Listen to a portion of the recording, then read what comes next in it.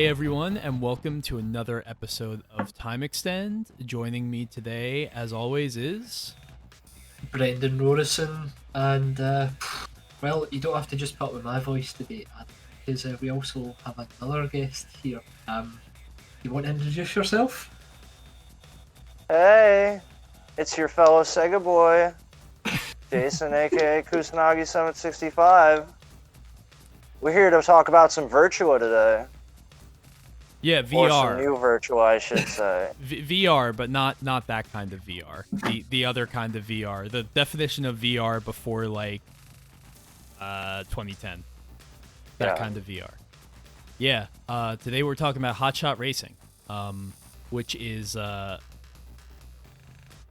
first glance kind of like a sort of tribute to Virtua Racing, but as I'm sure we'll talk about, kind of a confluence of a lot of different arcade racing games that we all enjoy. And you know, if you've been listening to Time Extend for a while, you know Brendan and I, of course, love our Sega racers and we love Virtua Racing.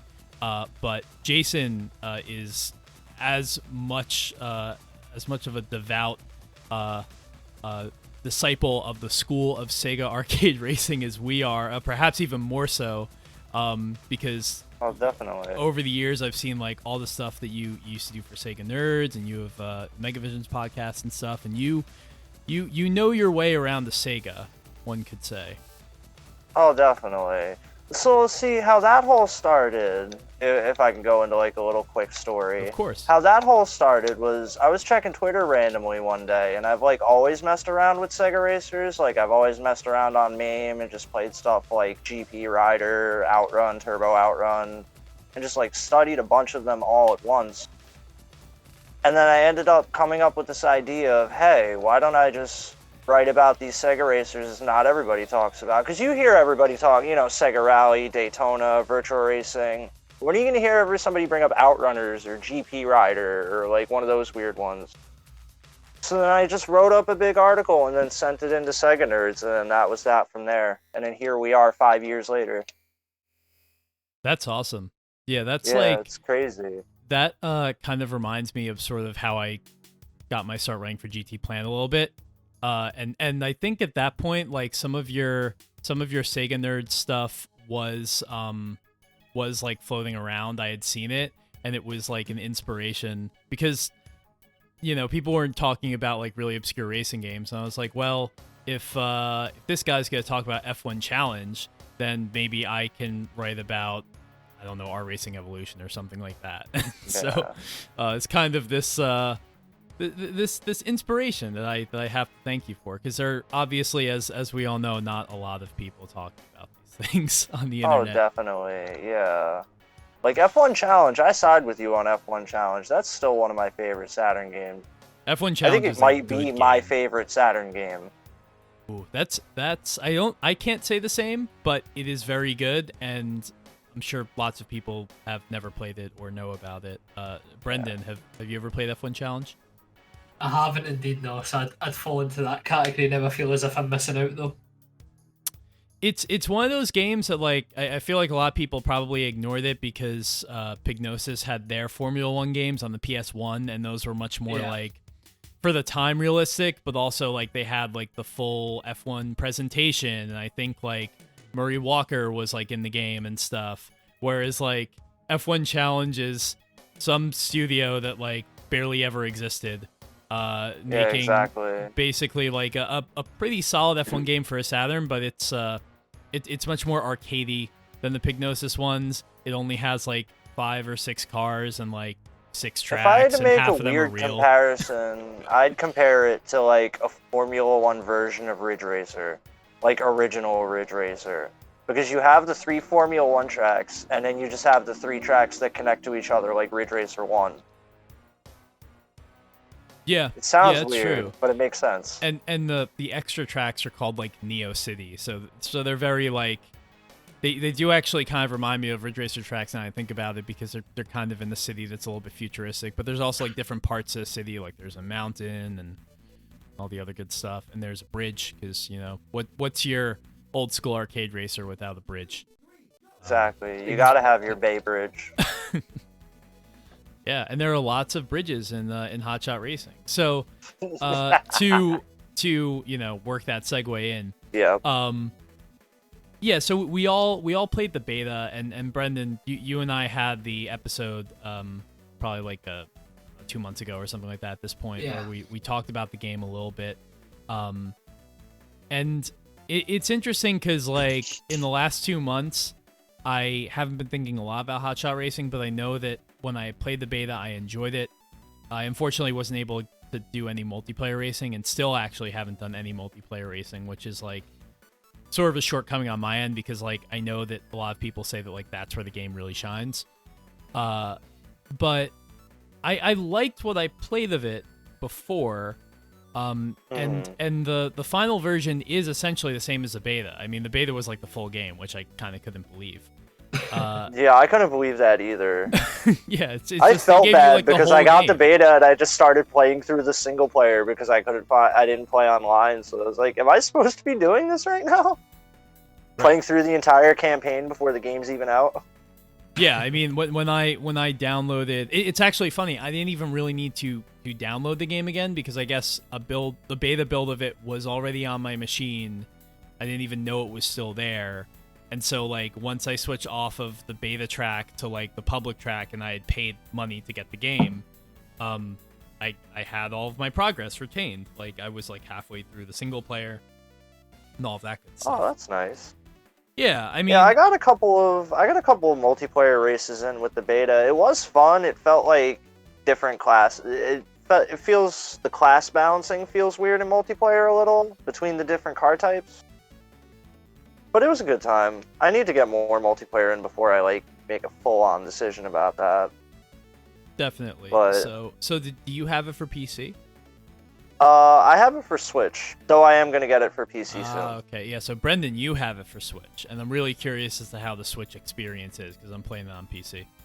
Yeah, I went for Switch purely because we often talk about how, and maybe this is becoming more of a silly take to have, but the Switch didn't have many racers, so I've always kind of committed to buying ones that could work reasonably well on the handheld, and Hotshot does run pretty damn great on it. The smooth 60 frames per second for, like, the majority of gameplay, and it definitely feels at home there. The lack of analog triggers doesn't impact it, that sort of thing. So I just fancied having it from a portable mindset so far. Oh yeah, I think that's a good definitely. shout. It handles really well on Switch. I can say that. I have noticed a little bit of artifacting when you boost and everything. Just the picture gets clearer instead of there's filtering everywhere. But other than that, yeah, it runs fine. Full 60. Slows down maybe a tiny bit, but not by much.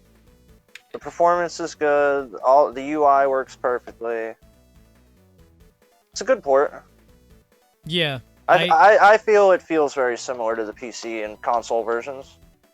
yeah. In retrospect, I kind of wish I had gotten it for Switch, but then also because I already have VR on Switch and they are kind of similar games, I didn't really feel like I needed it there. And there's no VR port for PC, obviously. So yeah, it's weird because I really liked what I played of the game at first, and now that I've gone back to it, I'm enjoying it, but I'm not enjoying it as much as I remember enjoying it before. And nothing changed. Like, it's all on my end. Yeah, but I get that. yeah, I guess if one of you wants to start just talking about, like, you know, your general impressions, how it's been going for you, so on.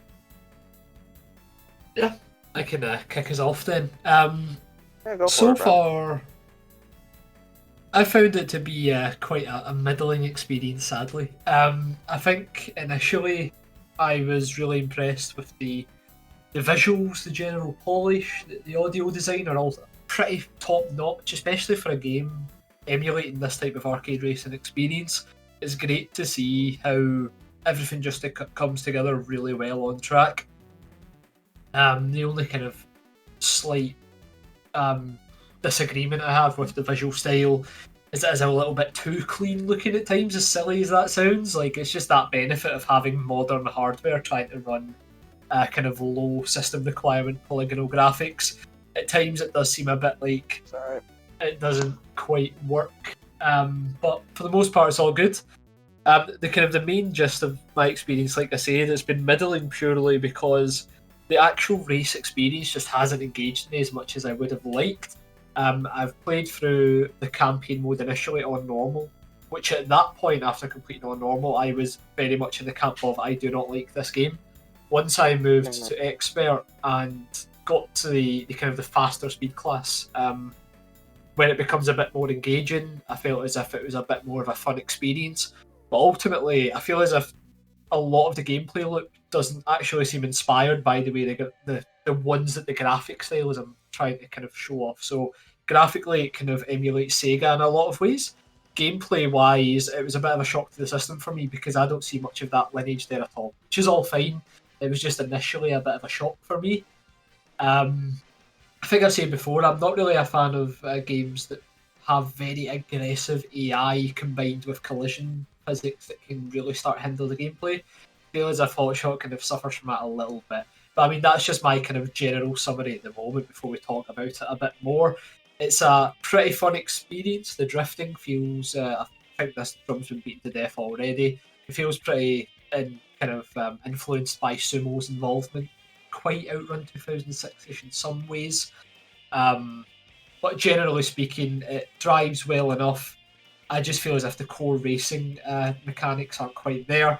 One of the things I think we'll talk about later on, especially, and this is pretty much the biggest negative, is the track design, and that's kind of where I stand.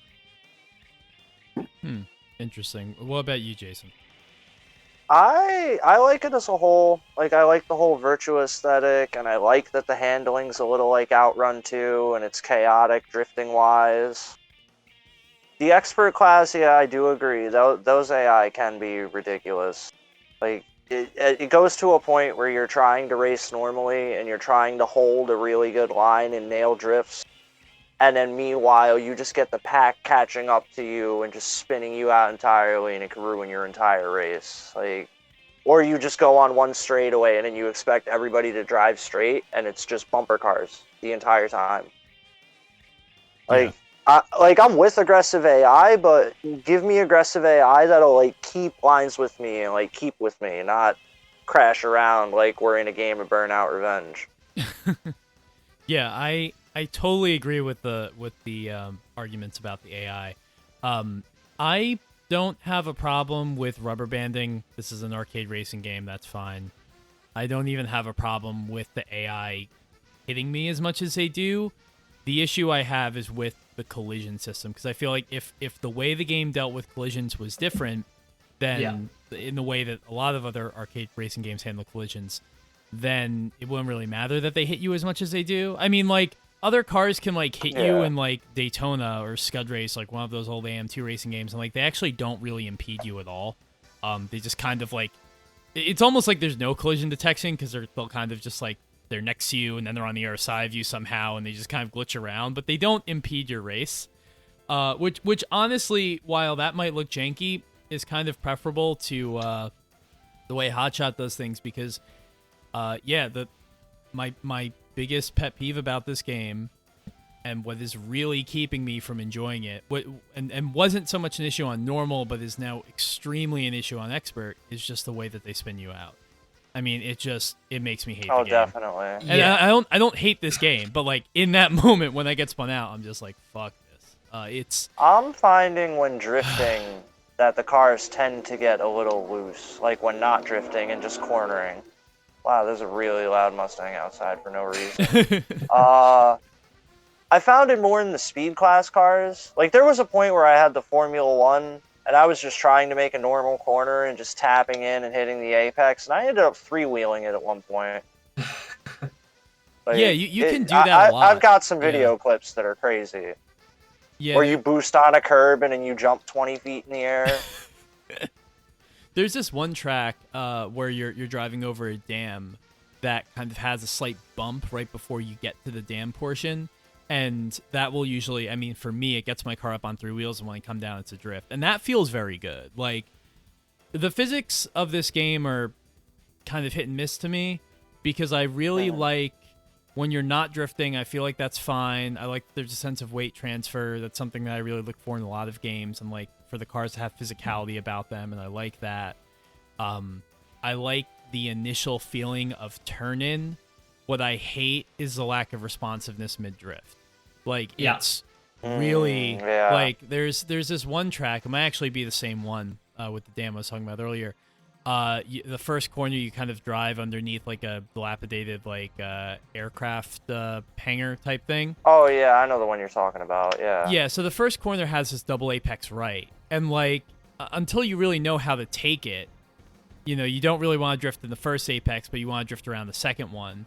Like, when I approach this corner, I kind of approach it the way I would in Outrun 2, which is just I'm going to do one long continuous drift around the entire thing. And try to waggle it, yeah. Yeah, which you can't do, because after about, like, I don't know, a couple of frames or, like, a couple of milliseconds or something like that, the amount of control you have over the angle of the drift is greatly diminished, I feel like, by, like, 80%. So, like, you basically have to set your angle immediately, and then after that, it's just you're a passenger. It's just you're stuck in the drift permanently. So what I've been finding, and I don't know if you guys have noticed this while you're playing, but depending on whether you tap or hold the brake, I've been finding that'll put you into wider drifts. Like, so let's say if you do a quick tap, you'll get a short drift, but if you hold it for a good half second and turn in, you'll get a little bit of a tighter drift than that. That makes sense. I don't know, it's just a weird observation I found while playing it recently. And that might be the answer to my issues, because, like, you know, I will want to kind of adjust the angle. You know, sometimes I'll try and steer, I'll counter steer, I'll steer harder. That won't do anything, so it's like, okay, so maybe I just need to modulate the throttle. That also won't do anything, which that probably is the most annoying thing to me, because, like, I'm used to being able, like, oh, if I need a tighter angle, I go off the throttle, I go onto the brake. That works in a lot of games. I feel like Need for Speed Heat actually, in a weird way, because it also has kind of the brake to drift thing going on, handles pretty similarly to this game. However, like, I have much more control over the ways that the drifts kind of transpire than I do in Hotshot Racing. Oh, definitely. Well, because then Need for Speed Heat does the, like, oh, you can feather the throttle and drift, or you can brake and drift. Yeah. I remember that was, like, one of the first things taught me in Heat. But otherwise, yeah, the handling's good. I like the handling. I really like the car selection. I'm going to be honest. I love there's, like, so many cars in this game, all in Virtua style, and it's amazing. But yeah, the music's good. I feel with the track design could have been done a little more technical. Like, the courses could have used a little more corners. How did you guys feel about that? Yeah. This is, like I was saying earlier, the biggest bugbear for me. I just find it incredibly disengaging because the track designs are so simple. Like, pretty much all of them are ovals with slight variant. And as soon as you notice that, it's hard to forget it. Like, the general width of the tracks is really fucking wide. So, for example, on normal mode, you can just hold the accelerator in for the entire length of any given race. You don't really have to release it, even when you're drifting, of course. You go into a drift with the brake button. On Expert, it's slightly more complex, but even still, the tracks look great. The scenery's really cool, but the actual feel of driving is not the type of racing that I enjoy personally, and that's why I'm not enjoying it. Like, even when it comes to verticality, there's little to none on every track as well. Like, it's one thing to go for perfectly kind of balanced tracks in terms of no major gradients. It's another when the tracks aren't really designed well enough to make up for that, and this is the issue I find. A lot of the tracks feel like very long corridors with slight turns, and it just kind of disappoints me a little bit, because it does make for close racing, especially in the Expert category, but there's never a corner where I'm like, right, I'm going to catch them on this corner, because pretty much all of them are almost identical, save a few. Yeah, it's mostly like just the quick corners you can drift. Like, there's a couple of them, but there's not too many where you have, like, overtaking points, I guess I would call it. Yeah, Casino Run's probably the best one because it's got a few right-handers, and I guess that kind of sums up nicely because that track had a few right-handers, it immediately stood out to me because the rest of them are all like those kind of very curved, high-speed tracks that, funnily enough, would work really well in a kart racer where there's weapons and stuff to kind of make advantage of those high-speed sections. But here, especially in the normal like gameplay mode, it's very very straightforward and boring. But it's good the slipstream mechanic is so kind of powerful, because that does make it a bit exciting. Yeah, and that's where I feel Outrun 2006 comes in, or Outrun 2SP, in the drifting and slipstreaming. Yeah. Also, the boost mechanic. Boost is so heavy in this. Yeah, I actually... Like, you'll start running a good line and then just have the whole pack boost past you, and then you just gotta farm boost to get back up there. I like the way boosting feels, and I'm typically someone that doesn't enjoy that. Like, I'm one of those people who kind of feels like it was one of the things that just made Ridge Racer kind of lose its charm. I 100% agree with you. But in this game, I do like that there feels very... The effect of boosting feels very profound. It is, you do have to rely on it. You do kind of have to be strategic about like when you gather it and when you deploy it, which I also think is good. The AI is frustrating, and I've talked about that. So you kind of have to like, I usually stash a couple tanks or whatever in my back pocket until the last lap, because like that's what I feel like I have to do.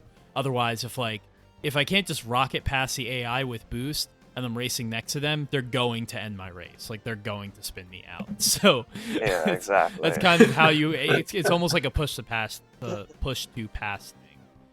I have to echo what you said earlier, Jason, about the car roster. That is definitely my favorite thing about this game. There are so many cars in this game, way more than I would have assumed, because you have like, and off the top of my head I don't know, but let's say you have like 7 different drivers and each of them has like 4 cars, so you actually have like a pretty extensive selection of vehicles, and they are, and a lot of them are like car guy cars. Yeah, exactly. Yeah, and some like obscure ones too, because like in addition to like your Veyron or your Diablo or something like that, you have a car that looks like a De Tomaso Pantera. You have a car that looks like, a Bentley Speed 8. Like, it's kind of interesting. And of course, they all are tied to the driver, which the driver might have a different nationality or something like that. So the British dude has all the British cars. The Japanese lady has all the Japanese cars. And so, like, it's kind of it's cool that kind of gives it more of a retro feel. At the same time, I also feel like the game didn't really need like drivers. Like, you can customize the drivers, and I'm just like, I don't care. Like, I want to customize the cars, which you can do, and the customization for cars is actually pretty extensive. Oh, definitely. And there's a lot of stuff to unlock too. You get all the bobbleheads and all the dashboard lights, and like, you could change your steering wheel. That's dedication to customization right there. It's funny, I feel like that's a holdover of when the game was being sort of in development and was like Kickstarted and stuff, and it had like a very heavy like deformation sort of element to it, and there were like sort of like destructive like car combat modes and parts would fly out. So I feel like they designed the game where all of the body panels were able to be removed or deleted from the car, but then they didn't retain that aspect of it. Back when the game was racing Apex, you watch videos of it, and there's videos of like cars with machine guns on them shooting other cars, like depending on the game mode, and like body panels flying off. There was going to be there was going to be a damage model, if I remember right. There was going to be a full-on damage model. Yeah. For those blocky cars. Yeah, to be honest, like, it's cool, but it's not. I don't miss it, because like to me that was always sort of fringe to. If this game is really a send up to the likes of a Virtua Racing or an Outrun 2 or Daytona or the whatever, most you get is your front wing falls off, and that's about it. Yeah. Or your front bumper. Don't really need to worry about having a really sophisticated damage model, especially because this is by an independent team and not a lot of people, so you gotta make your priorities. Definitely. But yeah, there's such a varied selection. I feel like that plays into the multiplayer because you all like have your go-to cars and you just have a good time. Yeah. Especially the fact 8-player net play. That's crazy. For that. Man, if only Sega Ages did that. Yeah, I mean, even when you go to do like multiplayer online and like the Daytona port on like 360 or whatever, it's like such a pain because like I think once you, because we've done this enough with like the Sega Europe folks where it's like once you make a lobby, you have like no control over like the track you go to and stuff like that. So there's definitely room for improvement for a game like this to have a better sort of online component. So it's definitely. All in all, I'm having fun with it though. I like it. I mean, it could use some work here and there, and I feel like stuff will eventually get patched out a little bit with this DLC that they're teasing. The free DLC with a new championship and such. But yeah. I guess we'll just have to wait for how it is down the road. And I feel like this game could... It's a shame because like there are a decent number of tracks too. You have like 4 championships and 4 tracks each, which is 16's okay for an arcade racer. They're not, as Brendan was saying, I agree, they're not very distinctive. So it feels like if you've been to one, you've kind of been to all of them. But it is... Yeah, it is old school to a fault in that, like, there's really just, like, the championship mode, and then you can go online, and that's it. And the championships they're Mario Kart-style championships, where they're races of 4. Yeah. And you just try and clear them on the hardest, fastest difficulty level. So it feels like there's not much to do except to go through them all on expert, which, as I said, like, I just tired of doing. Like, I can't do it. I have 1 Grand Prix left, and I still haven't done it. I have the last Grand Prix left on expert. I did the first 3 on normal, and then did the last one on expert. Because I was just, after I'd done the third one on normal, I'm like, I've got to be missing something here. And then when I went on to expert, I was like, oh, okay, so this ups the speed as well. I didn't know what the changes were going to be, so like, and I was kind of going through those first 3 Grand Prix on normal. I was like, this feels a bit slow. So it was good to know that it is actually faster on expert. I honestly didn't have a clue. Yeah, I was trying to figure that out. So what is it? It's expert is faster speeds than normal and hard. I think that's it. When I was playing on normal, like the AI were still aggressive, but in normal, like arguably the game kind of plays better against AI because everybody's always in a pack, basically. Whereas in expert, because like it's so much faster, and that means the rubber banding becomes a bit more apparent. I think that's why you end up getting spun out so easily and stuff, because the AI are boosting plus rubber band speeding right up and just taking you right out of the game. It's good fun, but like in normal, it's a bit slow, but like the packs can get really close. So the way I was playing the game after I realised the kind of best way to win, really, the first 2 laps, I just try and stay in the pack and then just save up 4 bars of boost and use it the last quarter of the track. Win every time. That seemed to be a good way of going about it. But then in expert, it's a bit different because the AI are a lot quicker, so there's a slight bit more strategy in there, which makes it good fun. What I found with the expert races is getting a boost at the start and just boosting when you can. Just keeping that speed up and just keeping that lead, getting that lead every lap. I mean, the races are pretty short anyway. They're what, 3 laps, right? Laps. I thought it might have went to 5 in the expert mode. I was a bit surprised when it stayed at 3, but it doesn't that's the thing, it doesn't overstay its welcome in terms of race speed. It does get very exciting to play when like you're like for 1 lap left. That's when the game really shines, I think, when it forces you into racing scenarios.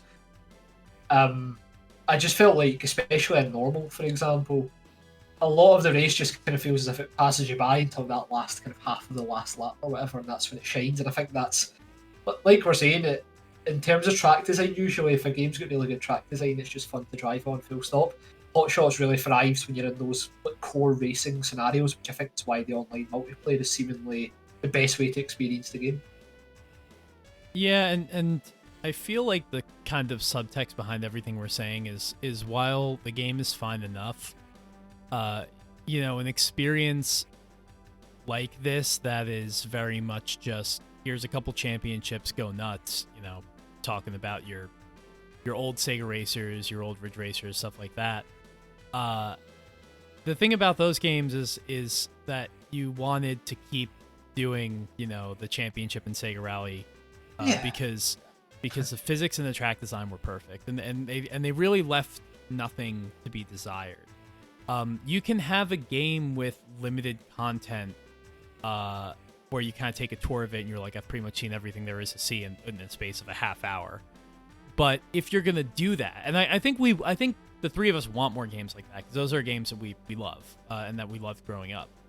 But if you're gonna do that, you need to really have, essentially like almost a perfect gameplay experience, and that consists of everything from the way the cars drive, the way the tracks feel, the way everything looks. Like it needs to be so rock solid that's like, if I'm going to be in this place for a long time and go through these tracks over and over and over and over again, like it needs to just work really flawlessly. and I don't think that, at least for me, Hotshot doesn't do that, doesn't achieve that. Yeah. I mean, that's the thing. I didn't want to make this point because it sounds like it's very kind of on brand, I suppose, for arcade racing game fans to say this, but it's always kind of quality over quantity for me. And if you were to try and, for example, choose 4 tracks from Hotshot that really show what makes it special in terms of its driving physics and the racing experience, I think you could choose one of the 16, because they're all so interchangeable. And while I love all the car models are fantastic to have, once again, it's like, I feel like, do you really need that amount of cars? Like, I'm glad they're there. I just feel like, in general, the game has a lot of content behind it, like putting the dice and the cockpit and stuff like that as well, and being able to change how your driver looks and stuff is really cool. But ultimately, it feels like a lot of window dressing for the experience, which, like you were saying, Adam, just isn't quite there yet in terms of quality, in terms of the driving model and the tracks. I feel like if we needed 4 courses that were just like the most fun out of Hot Shots, I really thought the highway courses were fun. Yeah, like that whole, like those courses felt really well. The casino one's decently technical too, because it's got a lot of tight corners, but it's also got some that are faster. And some of them are very reminiscent of like old tracks from classic Sega racers. I feel like anytime I'm driving through like the casino area, I think of Outrun 2. Or I think SP in particular. But the other thing I want to talk about, because this is something that at least in the Time Extend community we've been kind of going back and forth about for a while, and there's no answer, but I think it's an interesting debate to be had. Is kind of just the game's sort of aesthetic and approach to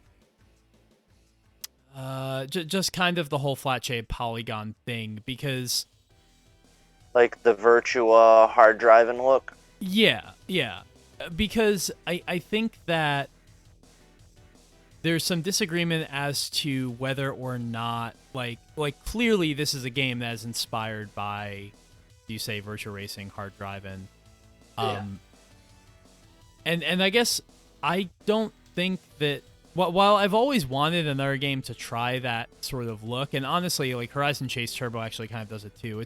Horizon Chase Turbo is more of a send up of like, Top Gear and like the 16-bit like sprite scale erasers back on like the SNES and stuff, but it has a similar look.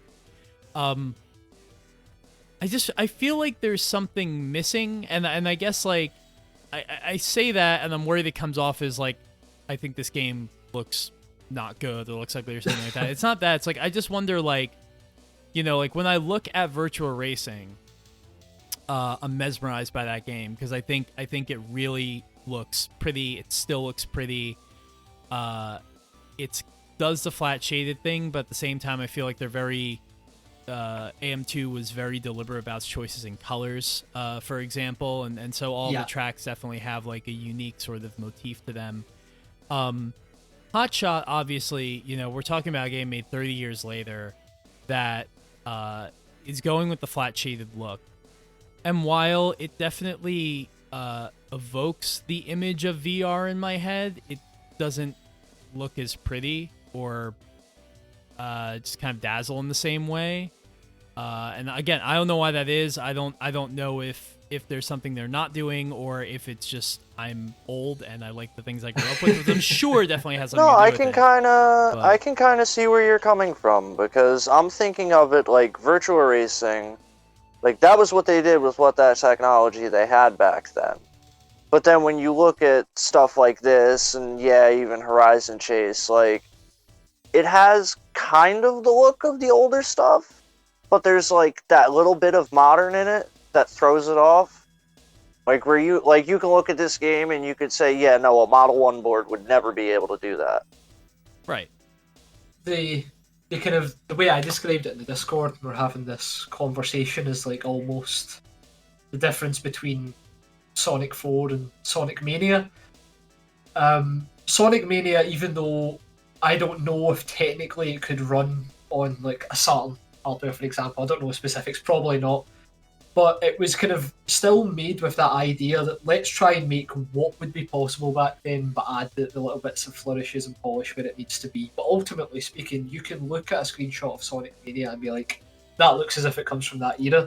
I feel as if right away with Hotshot, it looks like a 32X Saturn game. Yeah, exactly. And I think that's what makes Sonic Mania really cool to look at. Whereas when I look at Hotshot, I can immediately tell it's like a modern game, because while it has that flat polygonal look, it doesn't quite commit to it from a technical limitations perspective, as silly as that sounds. Like, all the tracks are really busy and cool looking, and like they have a nice vibrancy to them, but it almost immediately makes you think like, okay, so they chose the flat polygonal look purely from an aesthetic point of view, which is fine, but it just means, like, in terms of how it actually looks when you're playing it, you can be in that mindset where this game could probably still look as good if it had real textures, whereas Virtua Racing, as we've talked about, it had the limitations of the hardware to meet.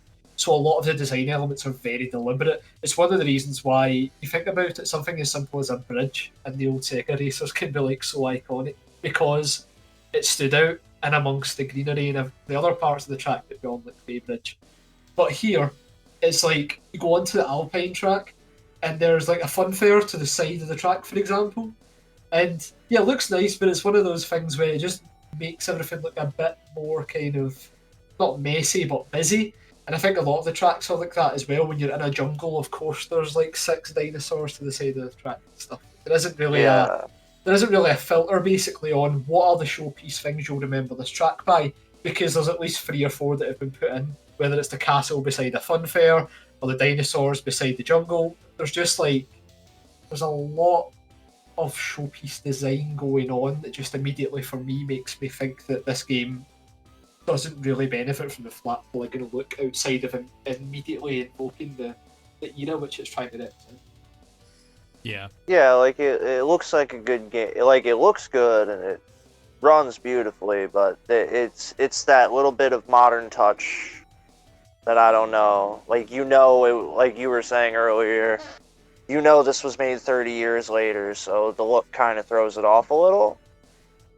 But I get what they're going for. I think there is, even with the best of intentions, there's going to always be a difference between a game that is made within technical limitations at the time and ends up being emblematic of that. Like, you look at an old racing game from the 90s, and you look at the chunky polygonal cars, and you look at the sort of dithered, blocky textures, and that's just them doing the best they could at the time, versus a game made under circumstances years later with far more technological progress, where they are sort of imposing these limitations on themselves, but then also at the same time, they're like, we're going to make something that looks 90s. And I think there's a difference. I think what I love about Sonic Mania, and I think bringing up Sonic Mania is a really good point, is that I feel like Sonic Mania is kind of made with a mindset of, I mean, I actually did see a tweet or a quote or something. It might have been from Christian Whitehead. I don't know who it was, but it was something effective like, we wanted to make a Sonic game, a side-scrolling Sonic game, as if the series continued from where it left off with like Sonic 3 and Knuckles or Knuckles Chaotix or whatever, or Sonic CD. Yeah. Like we wanted to keep going in that lineage and see what would have happened if the Saturn continued on that path. That to me is different than saying like we want to make an old school racing game that's just 90s, you know, that goes for the 90s aesthetic. That goes like one has more of the Sonic example has more of a real trajectory and like kind of boxes you into like here are the goals with this design, whereas the other one is kind of just trying to realize a stereotype. And I think that is where games like Hotshot and Horizon Chase Turbo and this new game that was recently announced, Victory Heat Rally, which is another sort of indie racer that's coming to Switch that sort of does this but for power drift. I think that's where these games lose me because okay, you have the flat shaded polygons. You have in Victory Heat Rally's case, you have the Sega Y-board crazy power drift sprite scaling thing going on. Yeah, you have like the 70 different road sprites and the tilting camera. Right, and all the sprites are kind of superimposed over each other, you know, based on perspective and stuff. You've done that, but you also have like a really like over the top like neon sort of color palette. You have really really cutesy characters and stuff, and I'm not saying a game can't be made with that look to it. You know, like. I was saying this in the Discord, but like I think of the Sonic Pilgrim video game that they thankfully is coming out again. You know, Scott after 10 Pilgrim? years. Yeah. You said Sonic Scott Pilgrim? You said Sonic Pilgrim? Oh my god. The Sonic Pilgrim game. Yeah, exactly. There's a lot of Sonic references in Scott Pilgrim. Yeah. No, I think of the Scott Pilgrim game and like that kind of there's a different subtext there, obviously, because that deals with the comics and stuff and the look established in that. But that has a very like bubblegum kind of sheen to it that these games have. And I think that's fine. But I would really like to see a game made with less of this general stereotypical idea of what the 90s was and more of a game made that actually goes back and takes a look at Virtua Racing and see like, yeah, Sega actually didn't go... Like, I think Power Drift is a good example of this because like everyone has this idea of like the Blue Sky Sega arcade racer with the really over-the-top colors. You look at the textures in Power Drift, they're actually pretty dark and muted and sort of like Power gritty, like detailed and gritty at the same time. Yeah, and that's why like I really kind of have come to dislike this stereotype of the Blue Skies racer because like it sort of misses the point. Like I look at Rage Racer, for example. Rage Racer is so gritty and dark and like grungy, and I love that. I think it looks so like rustic and old. There is no racing game except for maybe like the original version of GTI Club in the arcades that looks like Rage Racer. I want someone to make that kind of game. I don't want somebody to make it's 90s. Like I've had enough of that. I want something. I'm good. I'm with you on that. I want something like a Namco System 22. Like maybe like gritty old school Ridge Racer. Yeah. Exactly. Yeah. Like I totally agree here. I think that I said this right away, and immediately I just thought this was a personal preference thing. But like when I seen the word like characters in this game, like immediately that was already a red flag for me because the cars in these games have always been the icons. I don't need to know who drives Hornet. I just need to know Hornet exists. I know the Toyota Celica and Lancia Delta are real cars. Although if you know who drives Hornet, it's pretty cool. Yeah, no, it definitely is, but it's like an optional lore thing for geeks like us. What I mean is, like, you don't define the Hornet by the driver unless you have that kind of inner knowledge. Whereas, the UK guy drives UK cars, it's very cool. I don't know. It's like extra flourish that doesn't really need to be there because you already have the cars and the customization and such. That's it, exactly. Like, when we were talking about the customization options, and Jason, you were saying you could, like, change the outfits of the characters and stuff as well. That's something I had no inclination to even know about. In terms of like, that's the first time I'd heard that was even a thing. And what in my head I'm just like, but why? Like I don't mean it in a bad way. Like less features isn't necessarily a good thing. But it kind of comes down to I think the overarching point of this discussion that if you're going to try and commit to like a certain era of games or a certain style, you need to kind of consider something like Sonic Mania that does it right in the sense that these are our limitations. Here are ways we can break them, and it doesn't immediately ruin the image we're going for. Instead of just like, oh well, we'll go for the flat polygonal style, but we'll put everything else in the game that would like literally be able to be possible in any other art style.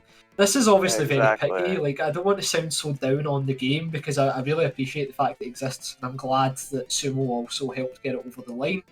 It's just that I do not like whenever I read a tweet about how, oh, this game's like this and this and this put together, and that's all everybody can say. For me personally, that means the game as a standalone product sort of misses the mark, because I don't think Hotshot has its own identity through gameplay or art style, and that just makes me a little bit sad. The I Sega definitely see Ages, that. the Sega Ages games are, I think, another good example of what we're talking about, because you look at Sega Ages Outrun, and Sega Ages Outrun has new music in it that was made with the exact same hardware and limitations as, you know, Magical Sound Shower and Splash Wave and stuff. Yes. And Yeah, the Cruising original music, Line yeah. and Camino D'Amor. Yeah, That up. that's right. They're both amazing songs. They're both incredible songs. They could have fit, you know, Brendan, I remember us talking about this on a previous episode, but those songs could have fit exactly on any of the soundtracks for any of the Outrun games, and would have been right at home, and they're of the same quality of songwriting and instrumentation in terms of like what they're doing with that hardware and with that audio technology. It's right there. There's a difference between that and like, I want to make chiptune music, you know, Yeah. like because when you say like, I want to make chiptune music, you're like, and that can be very good. Like, Anamanaguchi's amazing. Like, I have no problem with that. Yeah. But like, that's like, you know, consoles used to limit how many of this kind of, you know, wave or synth or something like that you could use, because you only had so much memory. And like, there's a difference between that and like, well, now we have 40 Game Boys and they're all chirping, you know, on their own and stuff. And A little bit of a similar Sega back and forth, like you guys were talking about with Sonic and Sonic Mania. I kind of felt that way with Streets of Rage and Streets of Rage 4 with the music. Yeah. Like, how implemented Yuzo Koshiro's soundtrack was in the originals, and then the new soundtrack just tries to go all over the place, but tries to capture the same style, and it's all over the place. I think This was it's a just point I about felt how like you bringing frame up. it. Like, see if you call like a game like something turbo or whatever, you go with the anticipation that the music's going to be ridiculously over the top in terms of like what would be possible now compared to then, what would be possible gameplay wise compared to then, which is fine. But for Hotshot, like, when we're talking about music that interlinks with what's happening on screen, Hotshot is a very nice soundtrack. I really enjoy the tracks in it. But there's just things like, for example, getting to the third lap and the music speeds up and stuff. It seems more inspired by kart racers as opposed to like what the overall aesthetic is trying to put across. That's just a more general point. I don't know if you guys agree. I like the soundtrack, but it does feel very much like it could fit, funnily enough, another sumo type racer. Oh, definitely. It's a good soundtrack. Like, it Yeah. provides good music for the racing. I actually know one of the people who worked on the soundtrack. It's funny. But no, it's good music. But yeah, like you were saying, how there's like a shortened version when it's the third lap that's just faster. There's Yeah, it's definitely great. that I kart really enjoy racer the like feel soundtrack. to it. And I'm glad that it's also on Spotify, so you can get a good look at it a bit more. I'm really impressed with the soundtrack. I just mean in general, if we're talking about stuff that doesn't really fit the overall motif that you imagine kind of guided development, I feel as if it doesn't really suit any Sega racer that I can think of personally in terms of what it's trying to emulate, but I think it's still a great soundtrack. It just reminds me of Horizon Chase Turbo, where Yeah. Horizon Chase's Turbo soundtrack was composed by Barry Leach, who was, you know, legendary video game composer and obviously, you know, did all the old Top Gear games back in the day. So this is a guy that has innate experience and knowledge of that franchise and what those games are going for. And he kind of makes music that sort of is a nod to that in Horizon Chase Turbo, but also kind of sounds like it was like plucked out of like the movie Drive, like that soundtrack. Like, it's just like weird. that vapor wavy type of stuff. Yeah, and like that loses me.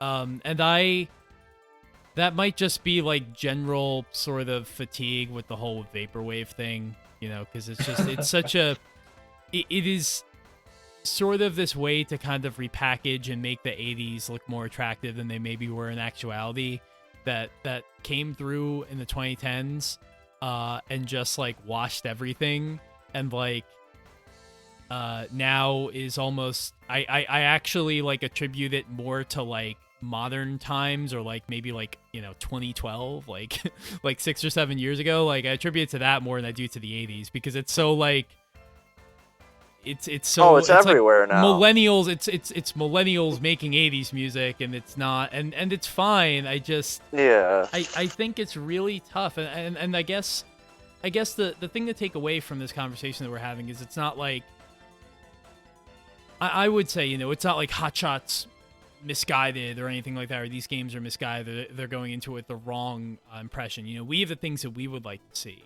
but that's another story. I think it just speaks to how hard it is to make something that is a tribute and recognizes the things that were beloved about a certain game that you're kind of holding up and honoring on this pedestal. I think it's a really hard thing to do. And so the fact that there have been a few games over the years, I think that have done it well, and lots of games I feel like kind of fall astray in one way or the other, I think just speaks to the fact that it's really tough. Yeah, it is 100%. Definitely. We were talking about it in the Discord, and one of the points that I made there was, like, indie games for quite some time had this bad rep of simply trying to emulate what existed before, and that was like the selling point of why you should play it.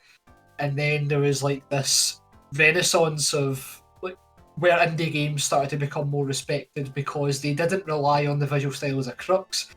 They used the visual style as a means to create the game they wanted to play because it'd be cheaper than whatever else way that genre existed. I think we will see that day at some point for racing games, because I don't know, I don't think we should be going into these games with the mindset of, oh, it's emulating this, therefore it should be pretty good and exactly like those games. But I do feel as if that is the case, there needs to be more of an identity on the track, and ultimately, for as nice as I think Hotshots is as an overall experience, and it's been put together really well, I don't know what the identity of Hotshots is supposed to be ultimately when you tear away that high polygonal look, and I think that's sadly where it misses the mark. Yeah. So we'll see what happens going forward. I mean, I actually wasn't aware of the DLC thing, so it's cool that they're going to continue, you know, sort of developing the game. There's actually, we've talked about this to death, and then it just slipped me because I was getting so into discussion. But I do want to read 2 tweets from Lucky Mountain, because I was talking about this with RX Chris, who is, you know, very active on Twitter and one of our mods on the Discord, and we're just kind of basically having the exact same discussion the three of us have been having just now. And Lucky Mountain popped in, which very, very happy and grateful they did. It's cool that they are like having these conversations and just like talking to fans as much as they are, because I feel like I don't really see that in the industry. And this was mostly around the visual style of the game, and they replied, for Hotshots, we use vertex colors only as we want to remind people how Virtua Racing was made before textures, and we want to focus on frame rate rather than graphics. The second point to this, which is important and something that we haven't talked about at all, they go on to say, as we were making a racing game with a small self-funded team at the time, 1 artist and 1 coder, not having enough time to make high poly models and set up high res textures allowed us to focus on having a lot of cars and tracks. Sometimes it comes down to what you can do with the budget, which of course we have to acknowledge. Like, the budget is very, very important when you're talking about an indie game like this. We're talking about any game, but especially an indie racer like this. And at the end of the day, you work with what you have. And fortunately enough, the marriage of flat shaded polygon look and small team that doesn't have a lot of funding it's good. It works out to make a game like that, because you have to do less work. And I'm not saying that they they did like less work, as in like the game is emblematic of that, but it's like it allows you to do the most with what you have and focus on other things like the handling, like the cars and tracks and the amount of content, rather than, you know, whether or not the grass texture looks good on this track, you know. So that's something that I feel like we have to be cognizant of as well. Yeah, for sure.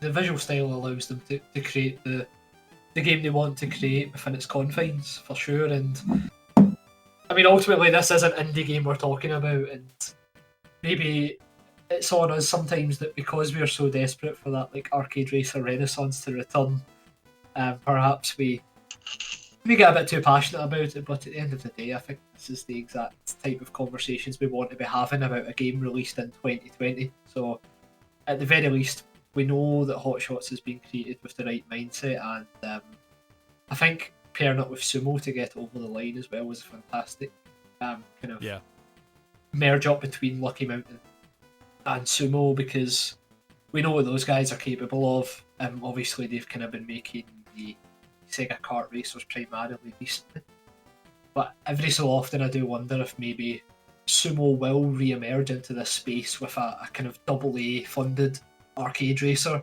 because right now it's pretty much there for the taking for those guys. They know this kind of genre inside out. They've got the talent there. It'd be really exciting to see what they could do with like not having to rely on this type of visual style or limited content. If they could actually like create a pretty 90s racing game in 2021 or 22 or whatever that would come out, that would really blow us away. Oh, 100%. So like an all-out sumo racer. Yeah, exactly. They don't need dope. the IP, I would say, these guys. Like, they're very talented at what they do.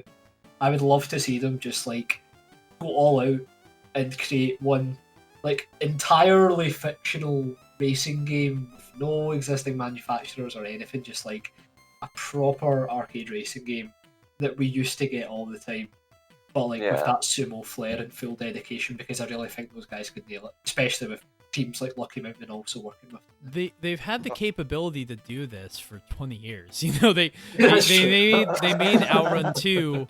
You know, they poured Outrun 2 to Xbox and worked with Sega on so many racing games and still do, and you know, helped with this one obviously.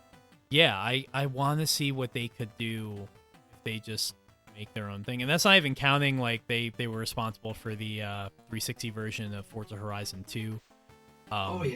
Yeah, they are that studio that like really has the capacity to be like another one of those great like British racing game studios, like in my opinion. But like, and I think you could classify them as such. I think what we're saying, and the problem is like they need their own project rather than to be sort of steered by Sega and kind of going into other projects and just helping out where they can, because like they're clearly talented and they clearly know exactly what they want to do. And you know, Team Sonic Racing was kind of not the best example of them realizing their potential, and likewise this game is like not, you know, it's like Lucky Mountain, you know, mainly behind it, and they kind of help get over the line, as you say. So yeah, I want to see what that looks like, because I feel like there's such a limited amount of developers out there who even understand this genre and know what to do with it, and want to. So I feel like that's just a natural place for them to go. Yeah. Oh, definitely. I feel if you gave Sumo the keys and just make an arcade racer, like we could definitely get a quality project out of that. Like any of those those old racing game teams. Like if you somehow track down the Ridge Racer team or whatever has been working on Namco's racing games before P-Cars and Shift and all that. Not Shift, but before P-Cars and all the stuff they've been licensing out now. Yeah. It just takes a good dev team to make a good project like that. But it's definitely a possibility. Yeah, I think we've heard this story too many times to count. It's just that for everyone pleading for this type of game, when it actually translates to sales and that type of thing and commercial viability, it must just be an absolute minefield, because it's got to be one of the reasons why like Sega just won't go near remasters of older stuff with licensing and stuff, they must not feel confident enough that they could even get that money back, which is a shame. So imagine an entirely new IP that doesn't rely on any existing IP and that type of thing. Quite a big risk for Sumo to take on all. Yeah, absolutely. So I actually, to kind of steer the discussion in a little bit of a different way, because we have Jayson on, and I want his opinion on this. I just want to weigh things.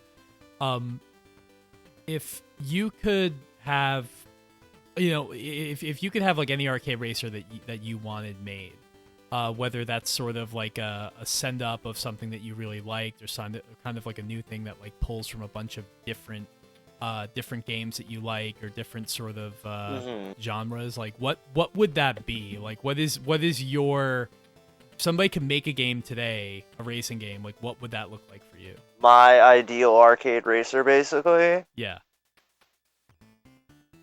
I don't know. I'd want like something like the spirit of classic Ridge Racer. Like, because how you brought up earlier the nitrous system in Ridge Racer, I thought that kind of brought it down a little bit too.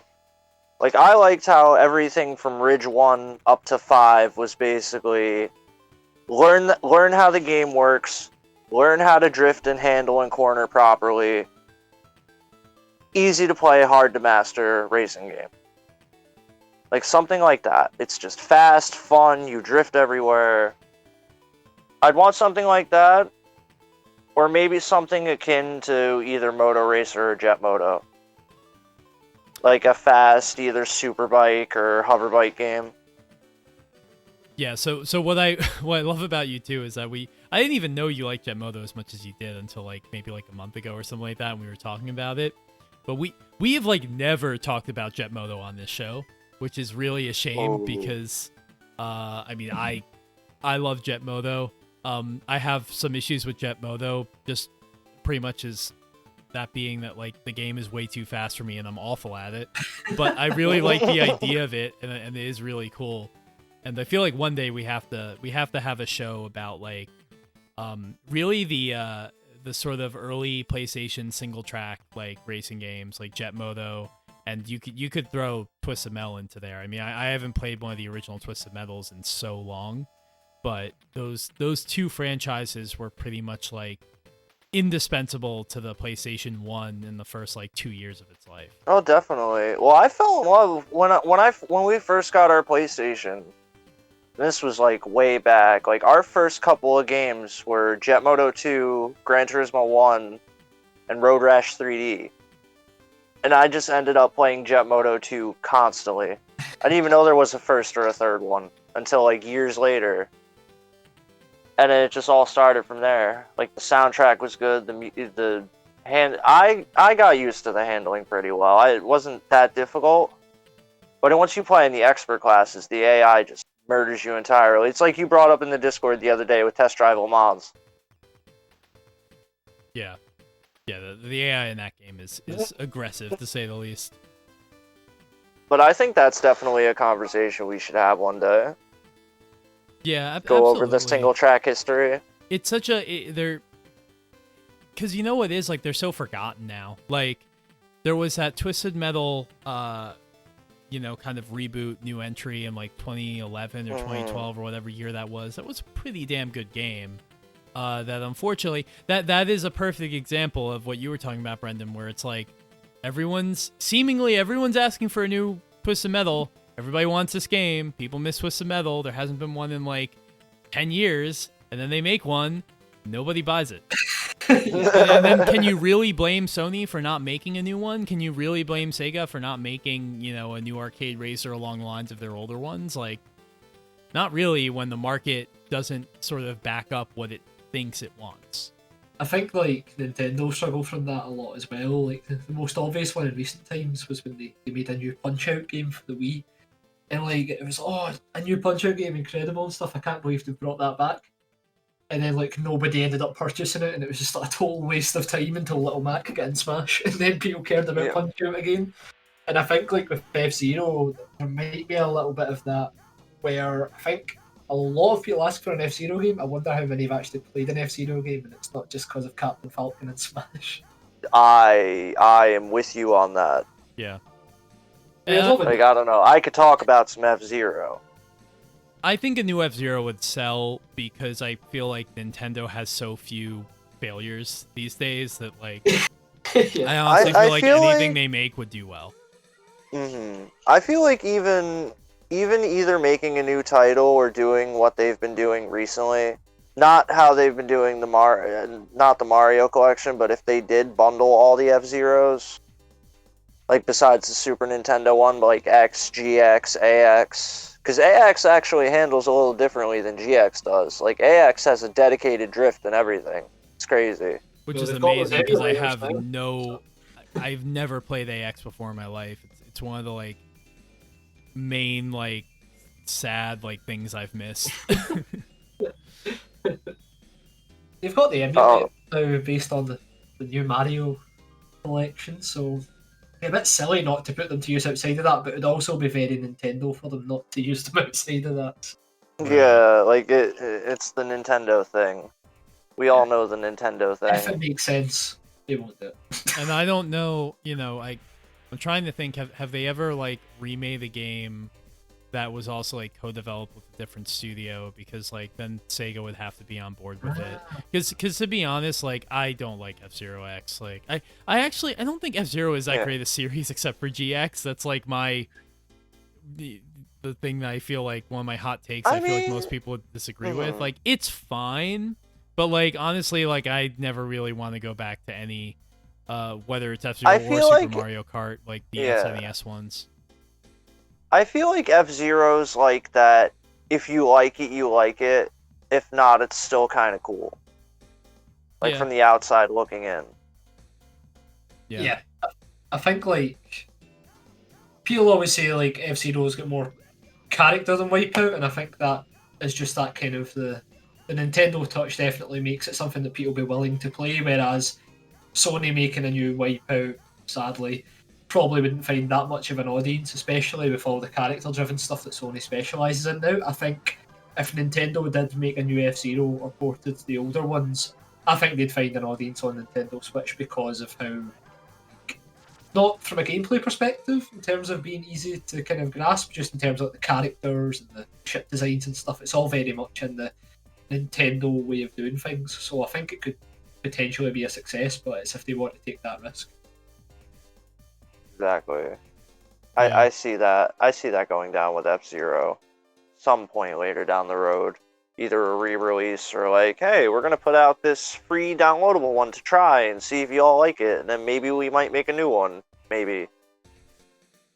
Give me a new Wave Race. That's what I want. Or at least let me play Wave Race 64 on the Switch. I mean, Wave Race 64 is like one of the best games that company has ever made, and I don't, I understand the words that I just said, and I'm fully cognizant of them. I think Wave Race 64 is a good one. Yeah. I can't believe that Mario Kart 8 didn't have any Wave Race content at all, given that they were in that game they quite enjoyed visiting their other series and stuff. I think a Wave Race track could have been really cool. I don't know how they would do it, but like... Well, I mean, the cars can drive under the water anyway, so I guess they do like driving on a dock and then driving underwater through Dolphin Park, I guess. I think that would be cool. Said in a YouTube video I was watching one of the times, one of the kart designs is a jet ski, apparently kind of a shortened down version with the no licensing in place versus the one from Wave Race or something. So maybe there is like a kind of very subtle reminder of Wave Race. Nintendo is a kind of company that they need some sort of overriding gameplay idea or hardware technology idea for them to make games that are honestly, for them to make anything new. Like they are so against, although the exception to that obviously is like your Breath of the Wild 2, and I mean we haven't seen that game yet, but like, or your Super Mario Galaxy 2, where they really were like, well, the first one was good, and we feel like we maybe have more things to contribute to this idea, to this pitch, so they go back to that well. But for the most part, they don't do that, and it's a shame because like that's the kind of energy that this genre needs. Wave Race 64 was largely inspired just by the idea of like we think we can create like really engaging believable, realistic, fun water physics, and that like that will unlock this sort of like new sort of gameplay potential. And it did, but then like there's been 20 years of advancement in terms of, you know, being able to design physics like that and computing power and whatnot. Just think of what they could do now if they really cared to, and yet for some reason There's still only 3 wave race games. Yeah. Ever. Yeah, exactly. Yeah, I think like. And one of them's just top down on Game Boy. And one of them doesn't really count. Yeah. The best example of that is like Nintendo outside of like the Metroid Prime series was like just totally against making a shooter of any kind multiplayer wise, and then they looked at the Wii U of all things and went, "Yep, that's the hardware we'll use to create Splatoon." And right away, that's became like a huge success in Japan and stuff. But it took them, like you're saying, Adam, a specific type of hardware or something for them to give it a go. If they were just that experimental most of the time, I think that would solve a lot of the issues the company tends to have. And if any kind of big company might sponsor, so to speak, an ambitious arcade race, or funnily enough, it could be Nintendo in a different life. The funny thing is, they need more. They need more gearheads and people who like cars and racing games in there. I think that's. They need more car guys. They need more car guys and girls. They need more of them at Nintendo. Yep. The funny thing that you mentioned, like the new hardware and like I guess I would call it a system gimmick of some sort, is that was pretty much why they stopped making F-Zeros. At least I read about it in an interview forever ago. It was like, oh, if we can make a new F-Zero with like a system gimmick or like a control gimmick, that would be interesting. Yeah, I think that's just... Sure. Was that the same interview where Miyamoto basically said that like we've made mistakes as we've made mistakes in like partnering with like certain other developers, and like F-Zero GX is one of them, which is like one of the most like offensive things I've ever read. Like that is pretty offensive. They made arguably like your best racing game that your name has ever been on, and like you don't recognize that. Okay, like. Yeah, like, yo, it's Amusement Vision's best project next to Super Monkey Ball, but... Yeah. Toshihiro Nagoshi, a fucking legend who only ever makes hits, like... Yeah, I will not stand for that. No, worst game ever. I agree. I will not stand for that either. So, yeah, I think that just about definitely wraps up the Hotshot discussion, and I like that we were able to talk about some other things in there too. We're coming up on about an hour and 20 here, so probably a good place to wind down. Something I wanted to mention real quick, because I'm gonna try and get this show up relatively quickly. We're recording this 5 days out, but on September 25th we are going to do another endurance event. This time, like we did for Grid, except this time it won't be through Stadia. It's gonna be Project Cars 3 on the PC, and we're gonna do a F355 Challenge tribute race, because we're gonna do a one-make F355 race at Sugo. We're trying to get 30 drivers. The race is probably gonna be about 40 minutes, and I think the time would be like 22:30.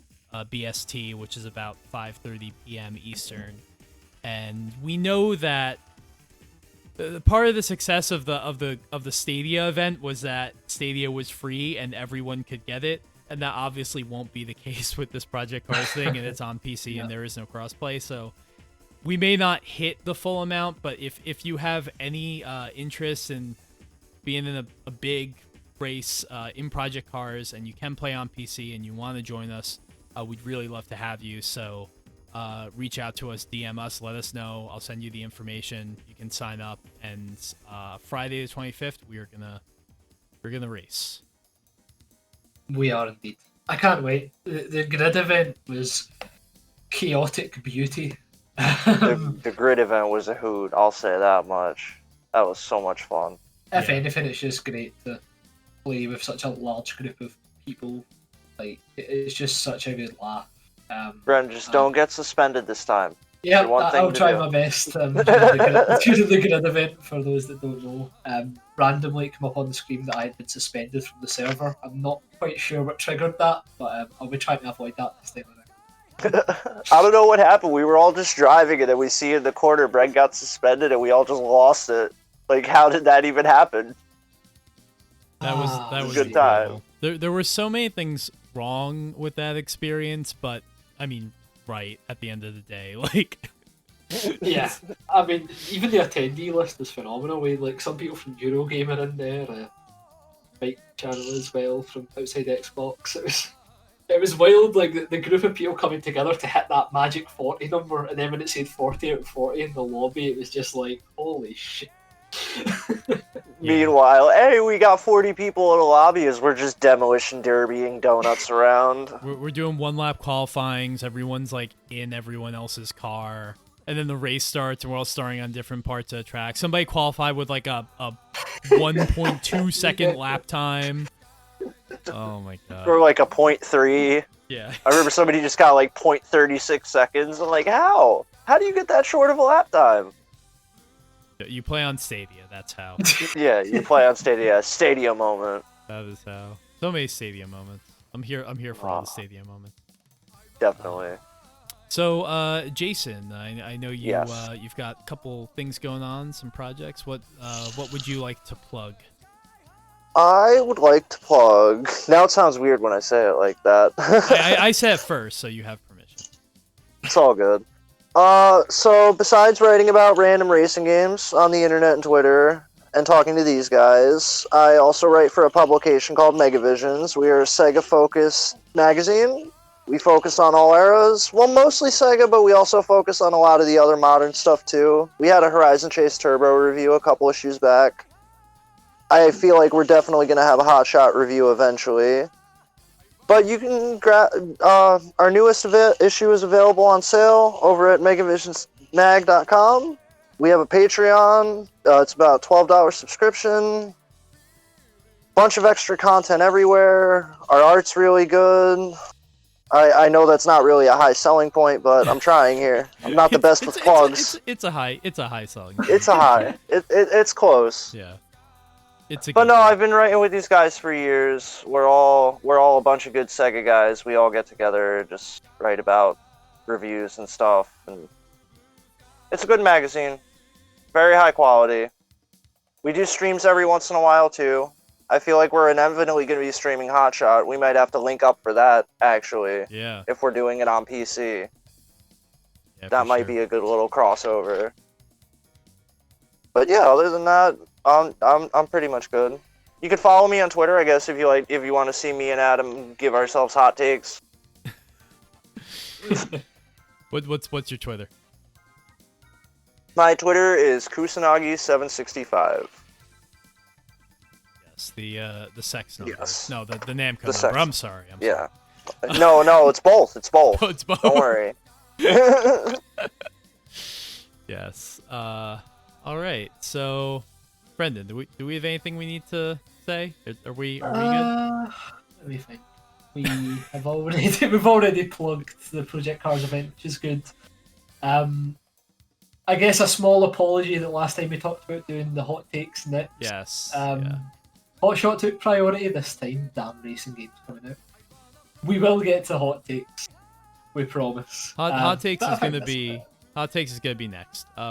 We were gonna do hot takes, and then we left it up to you, the listeners, and you all mostly voted for Hotshot, which I was surprised and happy about because as much as I love the hot takes episodes, it does give me a little bit of faith in humanity that we're not all so excited to be angry with each other that we'd rather talk about a new racing game instead of just like your opinion's wrong, you're stupid, Need for Speed Most Wanted 2012 isn't actually a good game, which is true. Enthusi is great. I think, like, in terms of listens as well, just on a side note, I'm very surprised to see that the episode where we discussed Gran Turismo 7 and Dirt 5 is actually our most listened to episode within the past year, amazingly.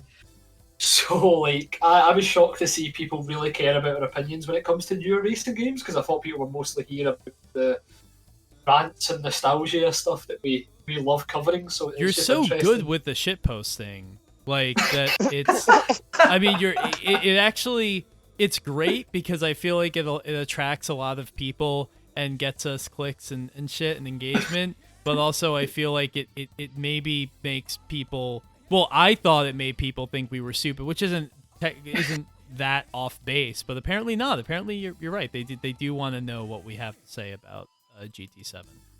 Yeah, I mean, for every shit post, there's a good opinion about a racing game, so that balances out. All of I think mine are that's it. bad. All of mine are bad. All of mine are only exclusively. I wouldn't say disagreed with. all of them. There are a couple. I wouldn't say all. If you only do that. Well, you'll have to. I know you got some hot takes in you, Jason. So you'll have to share those with us before we do. Oh next yeah, show. I'll have to tweet. I'll have to tweet them back. I got you. All right. All right. Rush is good. Well, Rush is good. That's not a hot take. Rush is good. All right. Thank you, everyone, for listening. This one was a lot of fun. Thanks to both of you for being here, and we'll see you again next time. Thanks for listening, guys. Yep. Thanks. Thanks you guys for having me. Of course.